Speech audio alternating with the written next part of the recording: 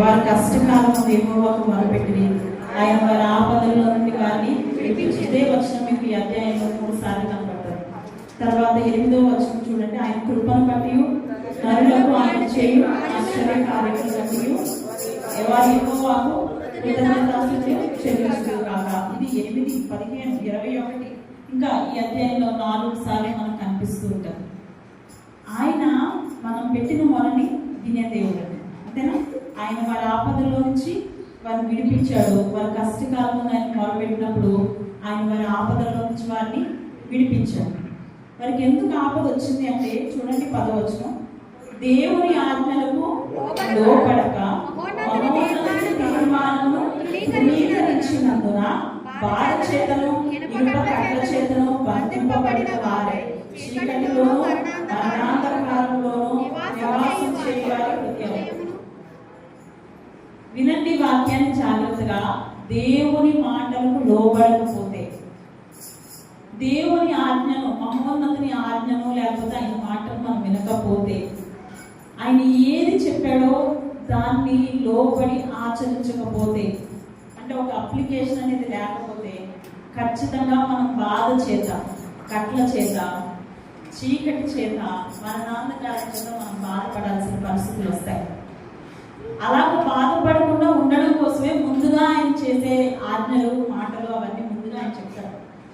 వాటికి లోపడకపోతే కనుక ఖచ్చితంగా బాధ అనేది, మరణం అనేది, వేదన అనేది ఉంది. అది దేవుడు పెట్టడు, మన చేతులారా మనమే తెచ్చుకుంటాం. అదొక తల్లి చెప్తుంది కదా, అలా చెయ్యొద్దు, చేస్తే ప్రమాదం అని. అంతేనా, కొన్ని విషయాలు మీరు చెప్తుంటారు. కానీ వాళ్ళు వినకపోతే జరిగే నష్టం వారికి. కాబట్టి ఈ నెపం మనం దేవుడి మీద పెట్టడానికి వీలేదు. మాట వినక చేత, వినని విషయము చేత కష్టములు తెచ్చుకునేది, చీకటి లాంటి మరణాంధకారం తెచ్చుకునేది మనమే. కానీ దేవుడు ఎలాంటి వాడు తెలుసా? చూడండి 14వ వచనం, వారి కట్లను తెంపేసి చీకటిలో నుండి మరణాంధకారం నుంచి వారిని ఏం చేసే దేవుడట? విడిపించే దేవుడు. ఇంకా మాట వినకుండా ఉన్నా, ఆయన ఆజ్ఞకు లోబడకుండా ఉన్నా, మనం చదివాం కదా 8, 13, 19 వచనాలు. కష్టకాలము చీకటి లాంటి, మరణాంధకారం లాంటి, నీ కట్ల లాంటి కష్టాలు వచ్చినప్పుడు నువ్వు ఆయన వైపు చూసి కష్టకాలము యెహోవాకు మొరపెడితేనట ఆయన వారి ఆపదలలో నుండి, అన్ని ఆపదల నుంచి ఆయన ఏం చేసే దేవుడట? విడిపించే దేవుడు. అదో ఉందా వాక్యం? ఆయన ప్రతి పరిస్థితుల నుంచి విడిపించి నీ జీవితంలో ఆయన ఆశ్చర్య కార్యాలు చేసే దేవుడు. ఆయన ఎవరు తెలుసా?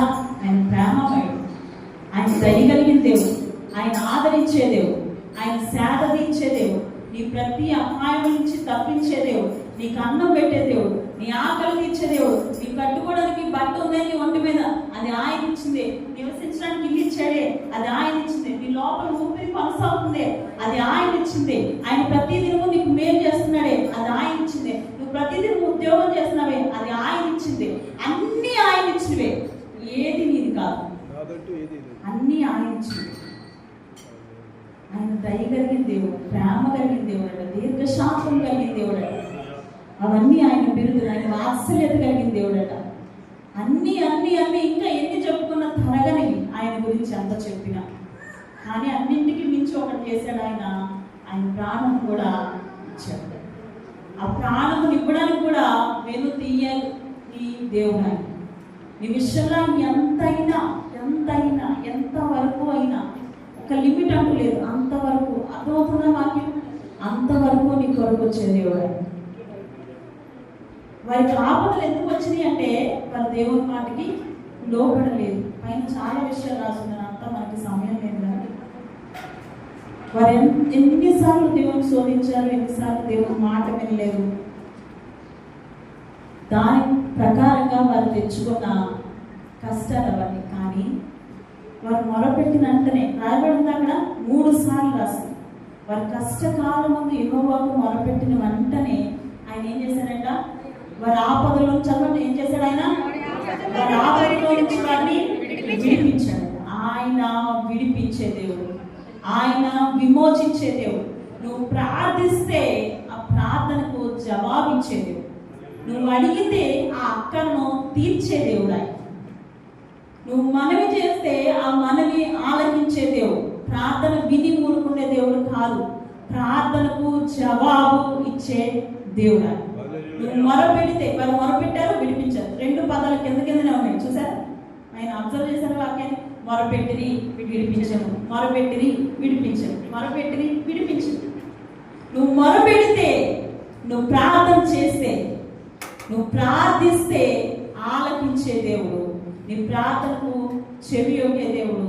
నువ్వు ప్రార్థించిన ప్రార్థన విషయంలో ఆయన జవాబిచ్చే దేవుడు. ఇంకా నీ జీవితంలో కట్ల లాంటి సమస్యలు ఉన్నాయని నువ్వు అనుకుంటే, చీకటి లాంటి సమస్యలు ఉన్నాయని అనుకుంటే, మరణాంధకారం లాంటి సమస్యలు ఉన్నాయనుకుంటే, అవి ఏవైనా కానీ, what ever it may be, అవి ఎలాంటివైనా ఎవరు తీర్చలేరు, ఎవరి దగ్గర ఇలాంటి పరిస్థితులకు సహాయం దొరకదు అని నువ్వు అనుకుంటే కనుక, ఇంకో అడ్రస్ ఇక్కడ ఉంది.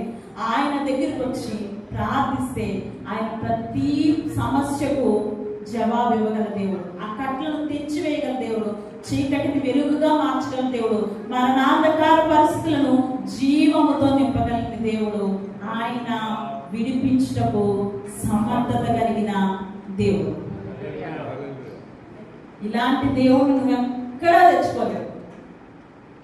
ఇంకొక విషయం చెప్పినా, ఈ విషయం చెప్పి నేను ముగిస్తాను. ఇలాంటి దేవుడు నువ్వు తెచ్చుకోలేదు కదా, ఆయనే వచ్చాడు నిన్ను వెళ్ళి. అవునా? అవును. తెచ్చుకున్నారు ఎక్కడికైనా వెళ్ళి? ఏమైనా ఇచ్చారా? లేదు. అది ఆయన ప్రేమ. నిన్ను వెదకి నీకోసం వచ్చిన ప్రేమ.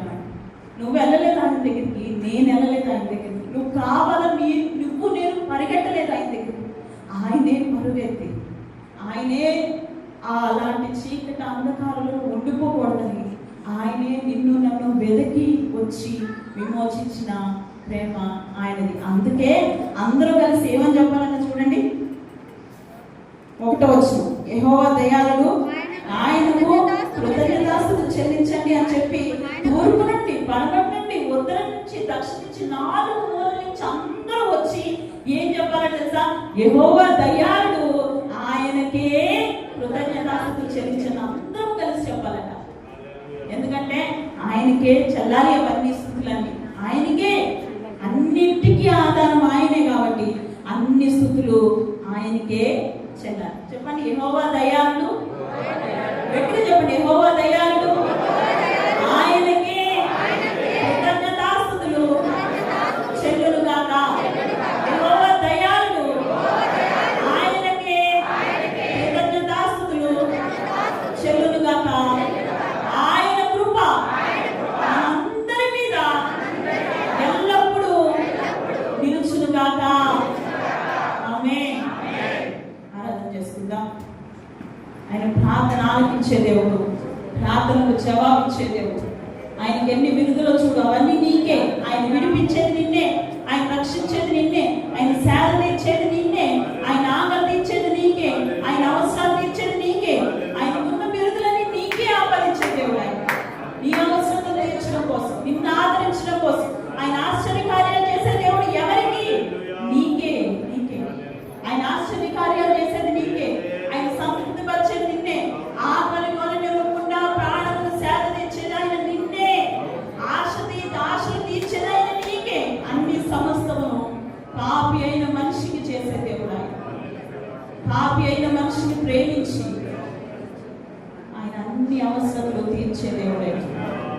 ఆయన సేద తీర్చే దేవుడు, ఆయన కనికరించే దేవుడు, ఆయన కృప చూపించే దేవుడు. ఆ కృప నీకే, ఆయన అనుగ్రహించే ఓదార్పు నీకే, ఆయన అనుగ్రహించే